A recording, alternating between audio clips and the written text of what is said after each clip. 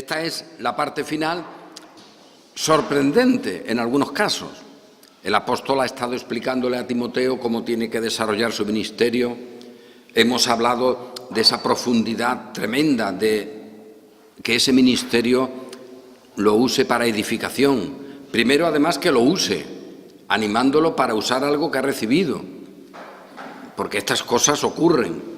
Es necesario que, incluso sabiendo lo que tenemos, a veces necesitemos el estímulo de otros para que nos pongamos a caminar.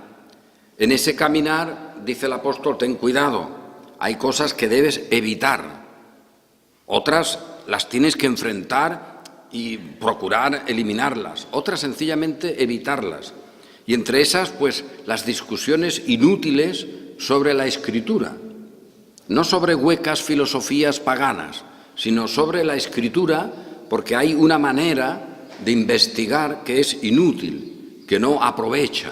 Esto es sorprendente, pero ahora el apóstol, después de todo esto, que nos podría dar para muchas reflexiones, resulta que se viene a lo que parece en principio que es algo chocante y que por eso digo puede ser sorprendente, y es a hablar de las cosas normales que le acontecen y de las cosas normales de su vida. A ver, es que ese es el ministerio de Pablo. El ministerio de Pablo no es una cosa que está en las nubes, sino que él tiene contacto con gente concreta, ha tenido problemas con gente concreta, está en una situación concreta, y eso también es parte de la enseñanza y parte de la vida cristiana y parte del Evangelio, las situaciones en las que uno está. Y en este caso nos habla de algunas personas, nos da también algunos datos de lo que él le pide a Timoteo, y en esto pues hay que hacer alguna reflexión precisamente porque hay aquí algunas peticiones, algunas observaciones que alguno podría decir, bueno, pero un pastor como Pablo, un apóstol en este caso, ¿se tiene que preocupar de esas cosas? Porque hay gente que piensa que cuando Pablo está diciéndole a Timoteo que traiga los libros, etcétera, que eso sería una cosa impropia de un apóstol inspirado por el Espíritu Santo, guiado por el Espíritu Santo, que ha hecho milagros, como todo el mundo reconoce, que es un pilar de la Iglesia, que cuando él describe su ministerio dice que Cristo edifica y él es ayudante, él es colaborador de esa edificación, y que ahora venga a pedir unos libros, y encima está diciendo que se va a morir pronto, que lo van a matar, es decir, que le queda poco tiempo de vida, y que pida unos libros. Pues sí, esta es la enseñanza que recibimos. En la normalidad del apóstol Pablo estaba que, aún sabiendo que su final estaba cercano, pues le dice a Timoteo que cuando venga se traiga unos libros, porque eso es necesario. Le harían falta, tendría que consultar alguna cosa o simplemente pues tenía que tenerlos allí para algo. Libros, esa cosa tan extraña, ¿verdad?, que alguien que pretenda tener la inspiración del Espíritu parece que no necesitaría. Pues sí, el apóstol le pide a Timoteo, entre otras cosas, libros. En esa petición, aunque sea entre paréntesis, por no mantenerla en nuestra memoria, está también que se traiga el capote. El capote dice que dejé en Troas. Y esto es doblemente sorprendente. Calvino lo dice. Calvino, cuando comenta este pormenor, dice, esto es algo raro, no es normal. La traducción de capote muy normal no es. Aquí vamos a ver algo, porque, a ver, eso era una prenda, ciertamente, para invierno, que estaba más utilizada en algunas zonas que en otras, y bueno, era una prenda de abrigo y para la lluvia, fundamentalmente, ¿no? Para la nieve, en fin, era una prenda para cubrir en ese tipo de climas. Pero la cosa es, no tenía Pablo a nadie que le pudiera prestar un capote, podríamos decir que le echaron capote. Allí donde estaba no había otros hermanos, Lucas está con él. No puede Lucas conseguir un capote, es que era al final una prenda bastante común.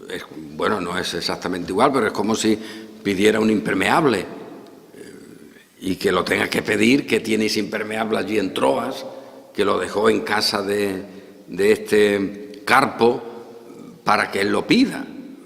Esto es extraño, sin duda. Y Calvino lo reconoce y dice, yo no tengo explicación para esto. Si pidió el capote eso, un impermeable diríamos hoy, yo no sé por qué lo hizo, porque desde luego él podría tener a mano esa prenda de abrigo, sin problemas, que alguien se la podía prestar o dar, yo qué sé. Allí no había problema en Roma para obtener una prenda como esa. Como está unido a los libros y mayormente los pergaminos, resulta que este término capote, o ya digo capote, es lo suyo, es un término que también puede significar una especie de bolsa, y Calvino dice eso tendría más sentido, una especie de bolsa en la que se metían los pergaminos, los libros como estaban hechos en aquella época, y en este caso era una especie de bolsa para protegerlos. Eso tendría sentido, más sentido por lo menos. Tráete la bolsa con los libros. Esa sería la idea. Porque es la misma palabra que se puede usar para eso. Era una bolsa también de protección, evidentemente, pero no era una prenda para protegerse uno, sino era un artilugio que se usaba, que no era tampoco tan común para proteger los libros, que había que protegerlos evidentemente porque en cualquier sitio no podías tú dejar un libro. Y en este caso, aún hoy, los libros hay que protegerlos de manera muy particular porque no se pueden exponer a la humedad. Aún hoy, los libros de hoy, en aquella época, pues fijaos, con los materiales que se empleaban. Dice mayormente, además, los pergaminos. Eso tendría sentido. Calvino dice, hombre, yo, si tengo que ponerme al lado de un planteamiento de qué pide Pablo, me pondría en este. Pablo está pidiendo la bolsa en la cual están los pergaminos, los libros, especialmente los pergaminos, tráetela. Y entonces él dice incluso dónde la dejó, eso tendría un sentido, y Calvino personalmente dice, yo a eso me apuntaría. Pero si otro quiere traducir capote, también es legítimo, de hecho es la palabra más común, pero yo no sé explicarlo, dice él. Yo eso no sé por qué Pablo podía pedir un capote, cuando en realidad eso se podía conseguir en cualquier momento. Y sobre todo, y ya pasamos del paréntesis, que digo es un paréntesis de simple modalidad, de qué es lo que está pidiendo el apóstol, y creo que el razonamiento de Calvino es bastante equilibrado. Hombre, si está pidiendo una bolsa, un artilugio para proteger los libros que pide que le traigan, pues hombre, eso tiene mucho sentido. Si está pidiendo una prenda de abrigo, pues mucho sentido no parece que tenga, porque esa prenda es que la había en cualquier parte con cierta facilidad. Por eso, esa posibilidad de que sean los libros metidos en un recipiente para protegerlos, pues eso valdría. Por otra parte, dejado eso, está el hecho mismo de que llame a Timoteo. Ven pronto a verme. Otra vez estaríamos en lo mismo. Oye, ¿qué necesidad tiene Pablo, el gran Pablo, que es un campeón de la fe, de que vaya allí Timoteo? Le ha escrito una carta. Ya con eso tendría bastante. Sabe Pablo que Timoteo es un siervo del Señor consagrado desde su infancia, con su abuela, con su madre, etc. Pues ahora le dice que venga. Y claro, tenemos una mentalidad muy moderna y aquí no le está diciendo, mira, cuando cojas el avión, échate también los libros, o cuando cojas el tren, o cuando vengas en tu coche, y que tú puedas calcular 2 o 3 días. No, esto eran viajes que se te iban meses en el viaje. Y uno dice, bueno, ¿cómo es que Pablo le dice a Timoteo que venga? Con todo lo que le va a estorbar a Timoteo ese viaje. Además, Timoteo está en un sitio haciendo su deber, era un pastor que está en unas iglesias determinadas. Y ahora Pablo le dice, vente. Y Timoteo, pues hombre, va a ir. Pero hay algunos que argumentan de esta manera. Oye, pero ¿cómo puede alguien quitar a un pastor de un grupo de iglesias simplemente para que vaya luego allí a ver a Pablo a Roma? Y encima Pablo que dice que pronto se va a morir o que lo van a matar. Le orienta, procura venir antes del invierno. Eso tiene un sentido muy normal, vaya, porque es que en el invierno para viajar era muy complicado. Entonces procura venir, es decir, que le mete prisa. Le está metiendo prisa a su colaborador, a Timoteo. Y hay gente que puede plantearse, pero aquí, ¿qué Pablo es este? Un Pablo que ya ha perdido el rumbo, que se ha hecho mayor, que ahora resulta que le pide a Timoteo que vaya para allá y que deje su obra en tal o cual ciudad. Pues sí, eso es lo que tenemos y esto está inspirado y el apóstol Pablo no está diciendo nada extraño. Y él, en la normalidad del ministerio, pues sabe que Timoteo no va a destruir la iglesia porque haga un viaje largo para verle.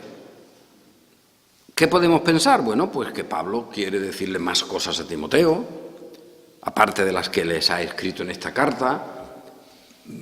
Quiere encontrar con él el consuelo final antes de morir.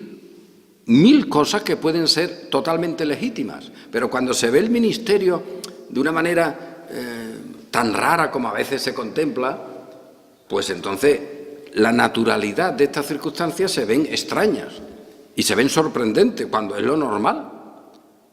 En el ministerio de Cristo vemos eso, a veces se hacían cosas que suenan raras porque eran de las más normales.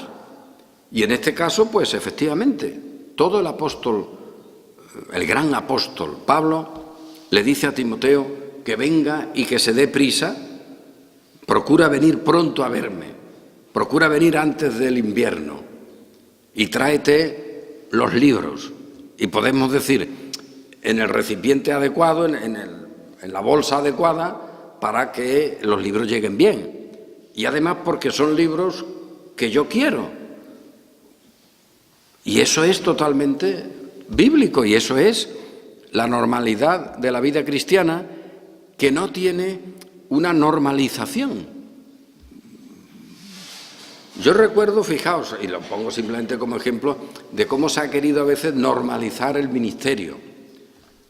Aparte de que hoy día la palabra ministerio, eso no sabe nadie ni qué es. Hay ministros, ministras, hay todo tipo de gente rara, con títulos, bueno, hay de todo, ¿no? Pero en general, digamos, bueno, el pastor más o menos, a lo largo de la historia. Pero yo recuerdo una argumentación que además se hacía como si fuera una gran conquista. Y es que le decían a un pastor, y esto es real, vamos, a un pastor, por cierto, en Málaga, ¿no?, de una iglesia determinada, y decían allí como argumento que cuando terminaba la predicación ya tenía que hacer cosas normales de su casa, coger a su niño, hacer cosas, porque ya había terminado su trabajo. Curioso, ¿no? O sea, ya ha terminado de predicar, no sé si le daban luego 5 minutos para hablar con alguien, pero ya luego, y eso se presentaba como un gran logro. Ese ya no era el pastor, sino que ya era alguien de la casa que tenía que hacer cosas. Esto es asombroso, ¿no? Otras veces, pues, al pastor se lo coloca en una condición determinada, que tiene que tener no sé cuánto tiempo para esto, para aquello, en fin, no digo yo la cantidad de cosas raras que se han colocado en el pastorado. A veces, pues, bueno, con su buena intención, pero al final eso lo que hace es anular el sentido natural de lo que es el trabajo ministerial, que tiene variaciones, que tiene circunstancias, y que vamos a ver aquí que tiene incluso en el análisis que Pablo hace de las cosas una medida doble. Aquí tenemos a un tal Demas, que el apóstol lo ha citado incluso en varias cartas. Te saluda Demas. Hay varias ocasiones en que este Demas aparece en las iglesias donde está Pablo y en la obra de Pablo. Y al final Demas me ha abandonado. Oye, pues fíjate tú, es que estas cosas pasan. Demas me ha abandonado. Y evidentemente no es por la manera de expresarlo un abandono de decir, mira, y se ha ido a la religión pagana de tal dios de no sé de qué sitio en Grecia. No, me ha abandonado está todavía en las iglesias, pero ya no está conmigo, ya no está en nuestra manera de enseñar. Esto es fundamental. Muchos, dice Pablo, se han ido, no están. Hay muchos maestros que están dentro de las iglesias enseñando lo que no conviene, y eso es lo que hay. Y el apóstol le dice a Timoteo, tú guárdate de esta gente, huye de estas cosas, pero lo que queda de las iglesias del Nuevo Testamento, evidentemente es una situación verdaderamente dificultosa. ¿A quién se le ocurre decir, no, nosotros vamos a volver al cristianismo del Nuevo Testamento? Como si allí hubiera una especie de situación en la que no hubiera problemas en ningún sitio, en la que todo el mundo era un mártir cuando se terciaba la situación. Todo lo contrario. Y cada vez más. Mira que esto lo recalcamos, pero es que no hay paso que demos donde uno no saque la conclusión. Oye, pues vaya iglesia. Si se quiere tomar como ejemplo, pues sí, porque hay una fidelidad de creyentes, como en cualquier época, Los creyentes fieles están en el siglo XIII y en el siglo I. Y si uno mira la Iglesia del Señor, que Él ha salvado, pues lo mismo en el siglo XIII que en el siglo I. Ahí están nuestros hermanos que son fieles, justos, verdaderos, como dice el texto de Apocalipsis. Pero el contexto, cómo estaban las iglesias, pues es verdaderamente ruinoso. Oye, que a todo el apóstol Pablo lo han abandonado. Y lo han abandonado en un momento crucial, porque él está allí, el hombre, en aquellos juicios que tiene que hacer, y está viendo que además le toca la muerte pronto, y lo han abandonado. Alguno puede decir, bueno, hay que ver, esto es una cosa extraña, cómo han abandonado al apóstol Pablo. Bueno, es que el apóstol Pablo está abandonado ahora por el pueblo cristiano y también por el pueblo protestante, o quien sigue las enseñanzas de Pablo. Lo que Pablo enseña, aquello que él dice que tanto daño le ha producido ese Alejandro, que se ha opuesto a nuestras palabras, pero es una persona dentro de las iglesias, que se ha opuesto a las palabras de Pablo. Gran enseñanza para nosotros, evidentemente. Y es que hoy es raro el pastor que no se opone a las enseñanzas de Pablo y de sus colaboradores, tantos que se ha opuesto a nuestras palabras. Guárdate tú también de él, pues en gran manera se ha opuesto a nuestras palabras. Y esto no es un Alejandro raro que aparezca allí, como un Diótrefes en otro lugar que dice Juan. Hoy no podríamos decir lo mismo. Mira, este predicador famoso que ha escrito no sé qué cosa, que lo reciben en no sé en cuántos lugares, este se opone a nuestras palabras. Pues eso lo podríamos decir perfectamente. Y lo siguiente, guardaos de él. Guardaos. Porque este hombre es de los que perturban, de los que estropean, de los que hacen daño, por lo tanto, guardaos. Pero ¿realmente tenemos hoy conciencia plena en el mundo evangélico, en el mundo protestante, de este guardaos? ¿Cuántas veces hemos dicho, hombre, es que a veces parece que lo único que puede ocasionar daño a las iglesias evangélicas es una ley civil que promueva un tipo de relación jurídica entre personas determinadas? Bueno, eso a la Iglesia le hace hasta poco daño, objetivamente. Eso está ahí, eso es más ruido que otra cosa y vale. Pero algunos piensan que ese es el enemigo a batir, que esa es la gran circunstancia de peligro para la Iglesia. El apóstol Pablo, mira que había cosas raras en su época y se hacían cosas extrañas, que hoy nos parezcan naturales. En aquella época también para muchos había cosas de las más raras que para ellos eran naturales. Y el apóstol no ve en eso el problema. Oye, no le dice a Timoteo, evidentemente también, vaya, si fuera el caso, guárdate tú de tal cosa, grosera y absurda, claro que sí. Pero lo que le dice es, guárdate de estos que se oponen a nuestras palabras. Estos son los que hacen daño a la Iglesia. Y estos que siempre que están haciendo investigaciones, que están inquiriendo en la Sagrada Escritura y que no son de la verdad y que no crean edificación, sino perdición de los oyentes. Oye, esos están ahí. Así que al apóstol Pablo lo han seguido abandonando. Esta es la última carta que le escribe, este es el último modelo que tenemos de su reflexión. Allí dice, me han abandonado. Y hoy seguimos diciendo, aunque haya muchas basílicas, iglesias, catedrales de Pedro y Pablo, aunque San Pablo sea no sé qué, no sé qué, no sé cuánto, lo han abandonado. Han conservado su nombre, pero lo han abandonado. No nos debe extrañar nada. No se trata de decir, bueno, es que lo abandonaron estos cuantos, pero luego, uy, ¿cómo lo recogieron? Que va.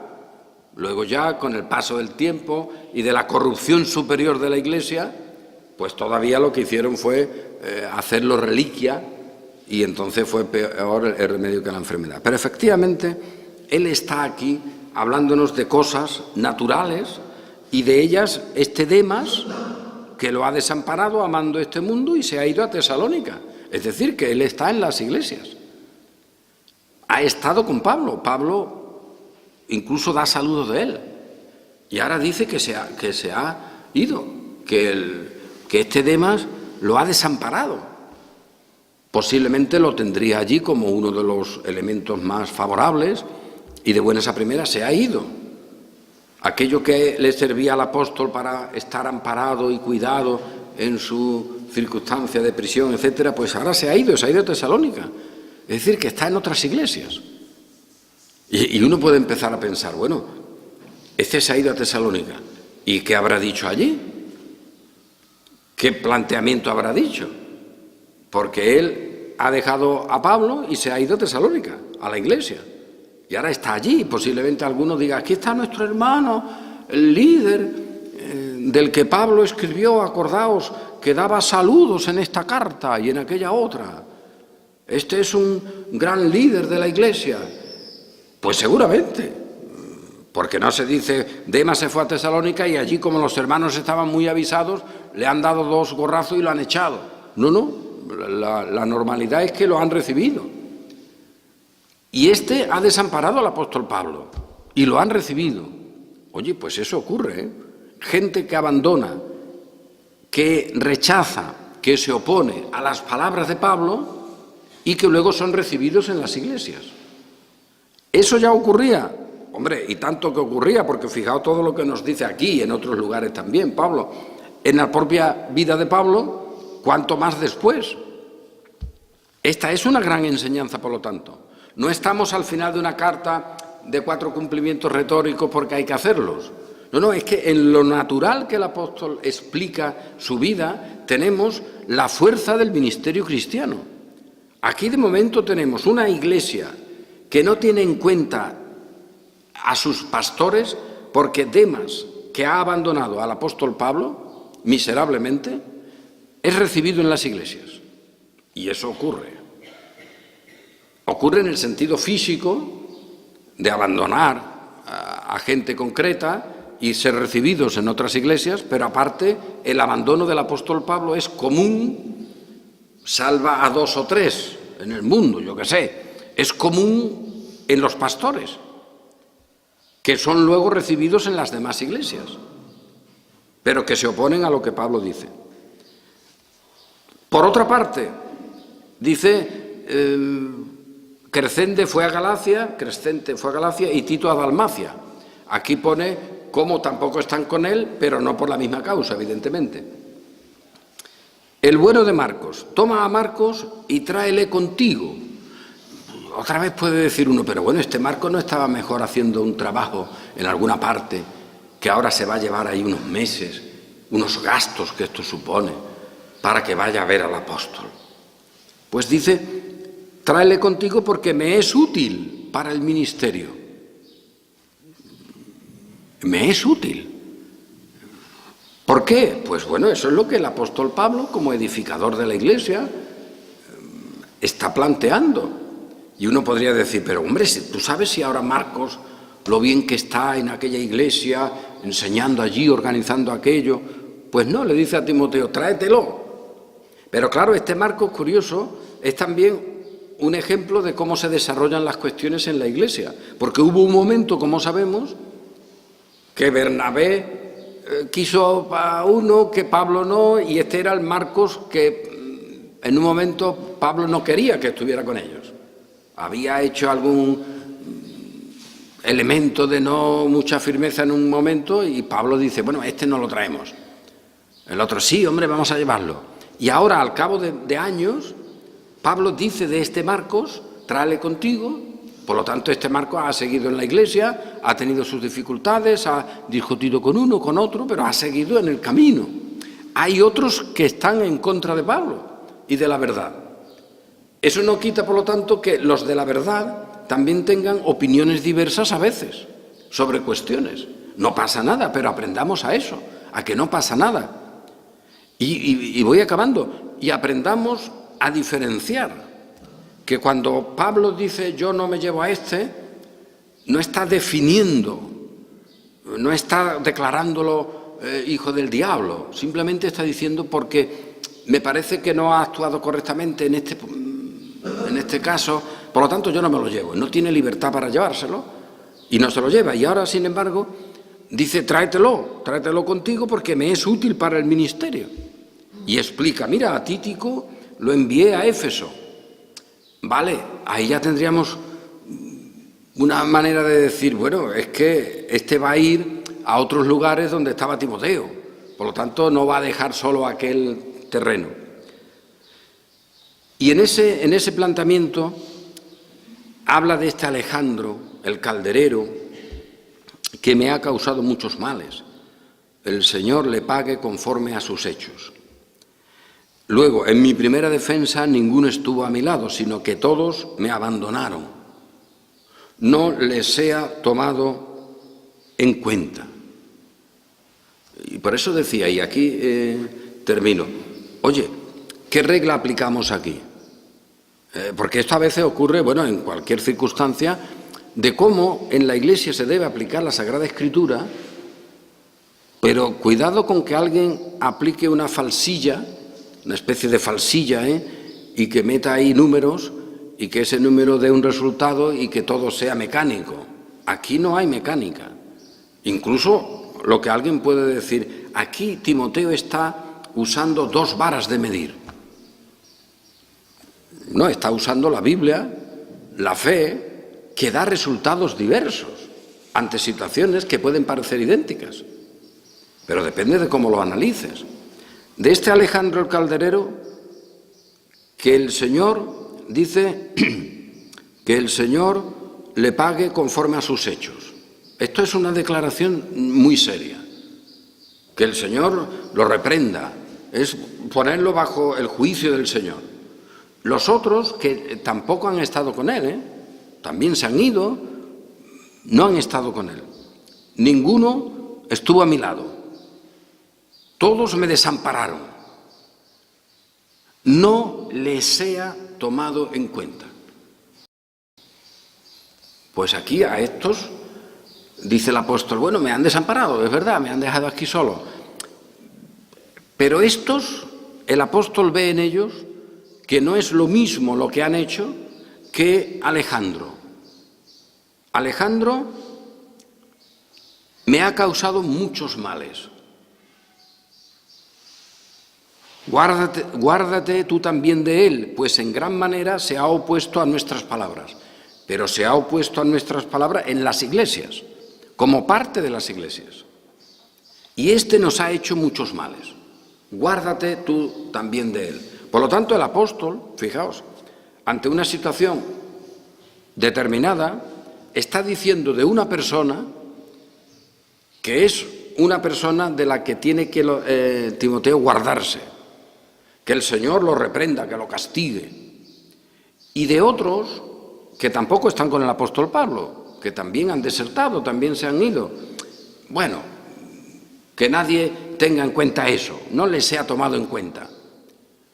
El que se hayan ido y me hayan dejado, no lo tengáis como un dato, porque bueno, ha sido la circunstancia que sea, el apóstol sabría, y en aquellos que se han ido, que lo han desamparado, el apóstol no dice, fíjate lo que han hecho, hay que ver, sino, bueno, no tomádselo en cuenta. Van a seguir en las iglesias, han desamparado al apóstol Pablo, pero no se lo tengáis en cuenta. Y esta es una realidad que hoy podemos decir. Hay gente que en doctrina, en enseñanza, gente común de las iglesias, ha desamparado al apóstol Pablo, porque vemos que creen cosas totalmente contrarias a las que él enseñó. No les se ha tomado en cuenta. Es decir, hay circunstancias y personas que pueden estar en las iglesias creyendo cosas y, bueno, y en conversaciones normales, todos somos testigos de hermanos, o por lo menos hemos de considerar a los creyentes, que luego te dicen algunas cosas verdaderamente extrañas, ¿no? ¿Por qué razón? Bueno, pues la razón que sea, han nacido en una iglesia, que se creían esas cosas, han leído un libro que los ha engañado.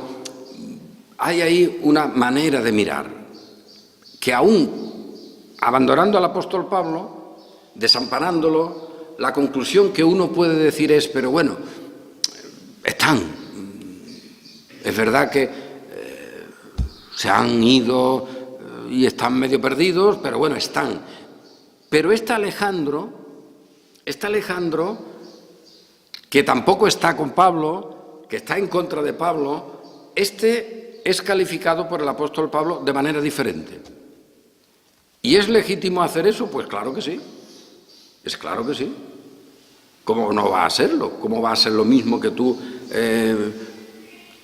recibas y que estés hablando con un creyente o un miembro de una iglesia del sitio X, el que sea, yo qué sé, poned de Barcelona, de Valladolid, del nombre que queráis, a la ciudad? Imaginad, te encuentras con un creyente que cree unas cosas extrañas, etcétera, pero luego tú te encuentras con el pastor que está enseñando esas cosas de manera muy sutil y que está en contra del apóstol Pablo, pero usando su nombre. Que estas son las cosas peores, como aquellos en Corinto que se vestían como ángeles de luz, como apóstoles. Y el apóstol dice, mira, a estos que están en la iglesia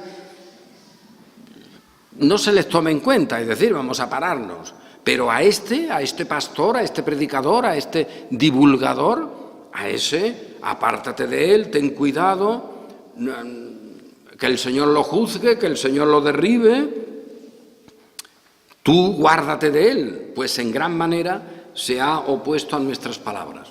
Y si alguien ahora nos dice, hombre, vaya, qué arbitrariedad, que uno no cree lo que el apóstol dice, por ejemplo, sobre la salvación, y estás diciendo que no le se ha tomado en cuenta, o no lo cree bien explicado, y sin embargo a este, que al final de cuentas está también en contra del apóstol Pablo, estás diciendo de él que es un perverso, que es un instrumento del diablo, que debe ser derribado y que todo el mundo se guarde de él, y pones hasta el nombre, Alejandro. Hombre, Pablo, aquí te has pasado, no has sido ecuánime. Pues sí, has sido ecuánime. Y ese es el planteamiento y la enseñanza para todos nosotros. Oye, que es que a veces la situación de una persona que puede declarar un error teológico determinado no le sea tomado en cuenta. ahí entrarían. Pero hay otros y otras circunstancias y otras personas con otro conocimiento, con otra manera de decirlo, con otra intención, con otros elementos a los que ya tú no puedes decir no les se ha tomado en cuenta. Tienes que decir lo que dice Pablo de Alejandro, que nos ha hecho muchísimo daño, que el Señor le pague conforme a sus obras y guárdate tú también de él. Y esto con nombres y apellidos. Pues esta es una enseñanza para la Iglesia también en nuestros días. En nuestros días, porque estas cosas nos van a pasar más de una vez.